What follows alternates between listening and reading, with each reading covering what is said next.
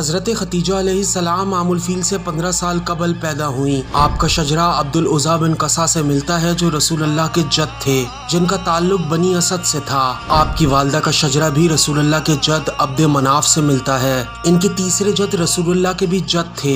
اسی بنا پر حضرت خدیجہ اپنے پدری اور مادری نسب کے لحاظ سے کئی واسطوں کے بعد پیغمبر اکرم صلی اللہ علیہ وآلہ وسلم کی ہم منصب تھیں اور دونوں قبیلہ قریش سے تعلق رکھتے تھے۔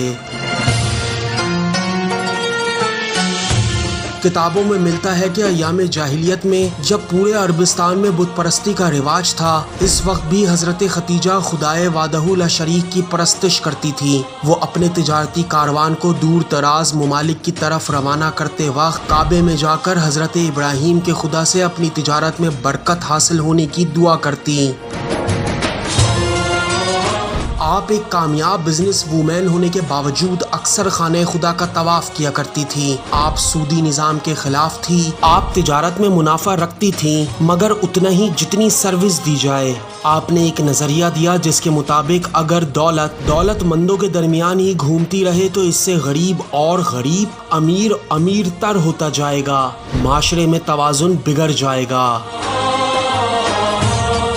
آپ کی بزنس پالیسی بالکل مختلف تھی۔ ان کے اقدامات بتاتے ہیں کہ تجارت کی صورت میں پیسہ پوری مارکیٹ میں گھومے، جس سے مارکیٹ میں بیٹھا عام شخص بھی فائدہ اٹھائے۔ اس سے 1 روپیہ 2 روپیے میں تبدیل ہو جائے گا اور دوسرے روپیے کی مدد سے عام شخص بھی فائدہ اٹھائے گا۔ اس طرح عام انسان کی زندگی کا گراف اوپر اٹھے گا جس سے معاشرہ ترقی کرے گا۔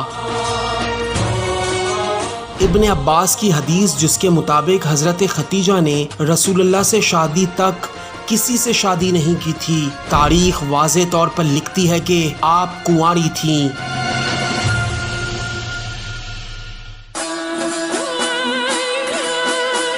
کتابوں میں جناب خدیجہ کا ایک خواب منقول ہے جس میں آپ نے دیکھا کہ سورج انسان کی شکل میں مکہ کے آسمان سے طلوع ہو کر رفتہ رفتہ ان کے گھر کی طرف آ رہا ہے۔ جب سورج ان کے گھر میں پہنچا تو وہاں پر رک کر اس نے تمام دنیا میں نور پھیلا دیا۔ علماء کہتے ہیں یہ خواب رسول اللہ کی بشارت تھی۔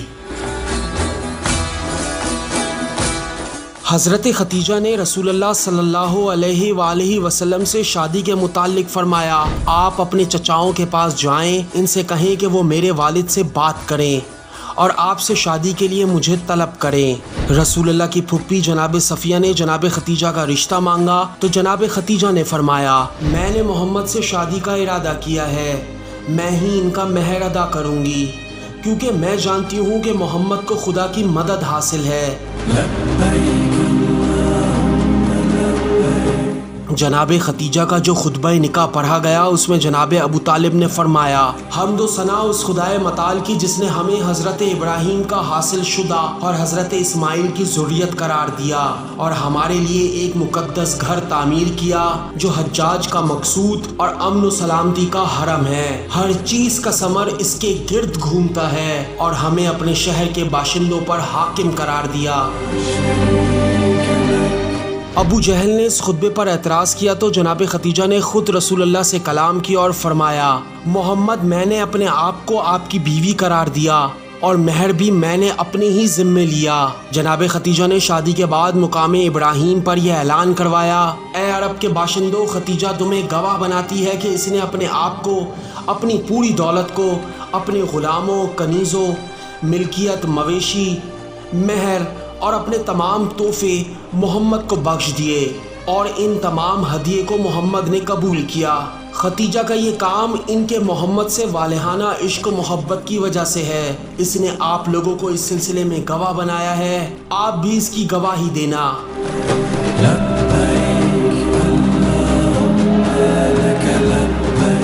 تاریخ جب یہ جملہ لکھتی ہے تو کمال لگتی ہے کہ حضرت خدیجہ کی مالی مدد کی بدولت رسول اللہ غنی اور بے نیاز ہو گئے۔ رسول اللہ خود فرماتے ہیں کہ میری تصدیق خدیجہ نے کی جبکہ سب مجھے رد کر رہے تھے۔ رسول اللہ نے فرمایا، مجھے خدیجہ نے اولاد عطا کی۔ جناب خدیجہ نے 65 سال کی عمر میں ہجرت سے 3 سال قبل 10 رمضان المبارک بروز پیر 30 اپریل 619 ہجری کو مکہ میں وفات پائی۔ رسول اللہ نے اسے دکھ کا دن قرار دیا۔ رسول اللہ نے جناب خدیجہ کو اپنی رضا اور پھر جنتی رضا میں کفن دیا۔ مکہ کے بالائی حصے میں واقع پہاڑی کے دامن میں مقبرہ معلیٰ میں سپرد خاک کیا۔